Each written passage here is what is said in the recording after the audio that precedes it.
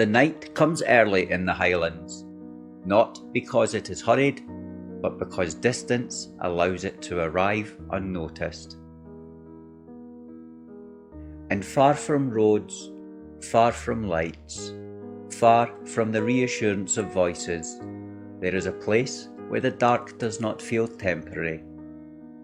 If you listen closely, you may hear only one sound: your own breath. This is Ben Alder Cottage. Before the story begins, before names and dates are spoken, let the mind slow. Imagine walking for hours without passing another person. Imagine a landscape so open it feels closed. Imagine a place where silence is not absence, but pressure. Ben Alder Cottage does not announce itself. It waits for you to arrive. Ben Alder Cottage was built in the mid-19th century, tucked deep in the Central Highlands near the long narrow water of Loch Ericht. It was never meant to be comfortable. The cottage served as a stalker's bothy, a base for estate workers during hunting season. It offered shelter, storage and solitude in equal measure. Roads did not lead here. You reached it on foot or not at all. Even today, it remains one of the most isolated inhabited structures in Scotland. And isolation shapes people. In the late 19th century, the cottage became associated with a man named Kenneth McKenzie.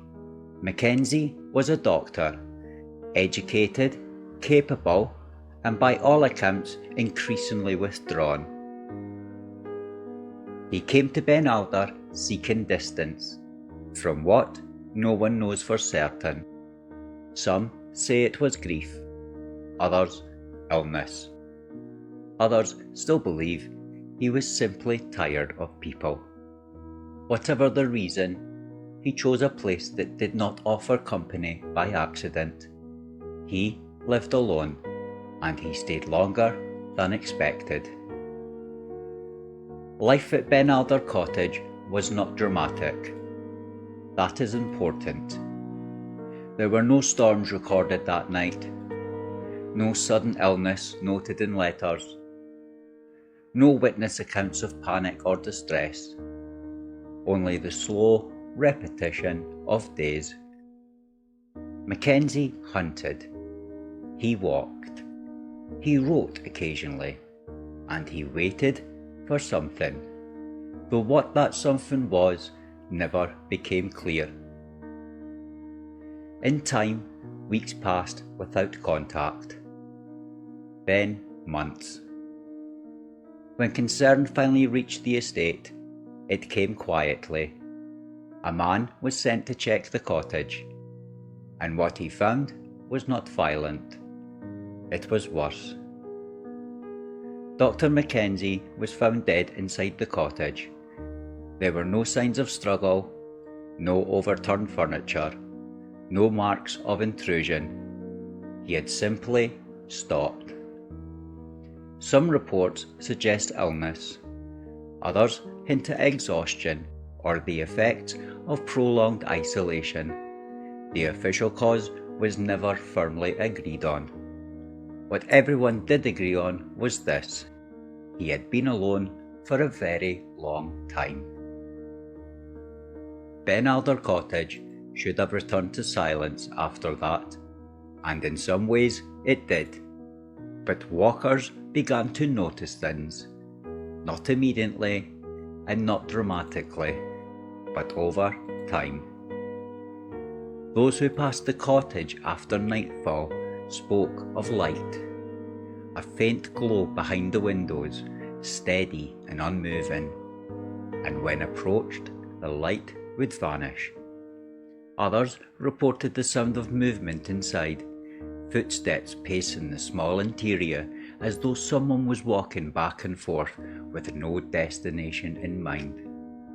No voices, no calls for help, just motion. More unsettling than sound was the feeling.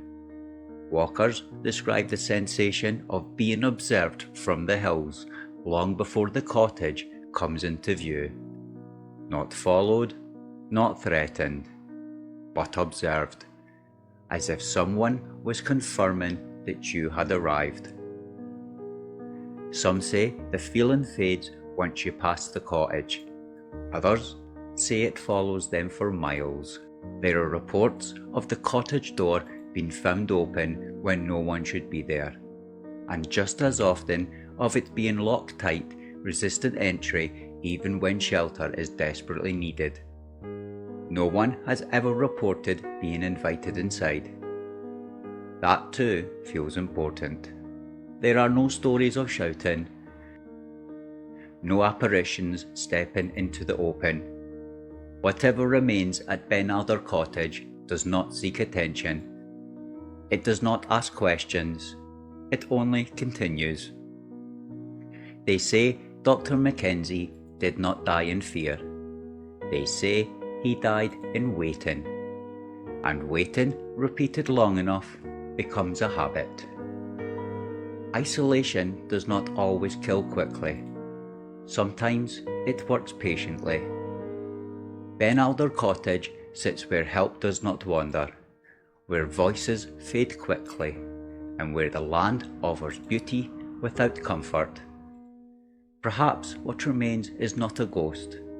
Perhaps it is routine without purpose, a life that forgot how to end. Even now, experienced hikers approach the cottage with caution, not because of danger, but because of the atmosphere. Many report leaving sooner than planned. Many say they sleep poorly nearby. Some refuse to stop at all, not because they saw something, but because they felt acknowledged.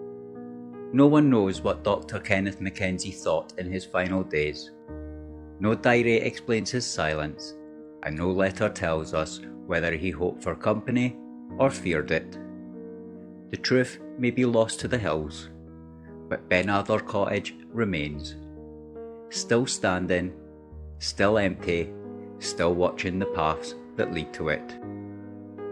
And when the light fades and the wind settles just enough to hear your own breath again, it can feel as though someone else is listening too. Not waiting for you, just waiting.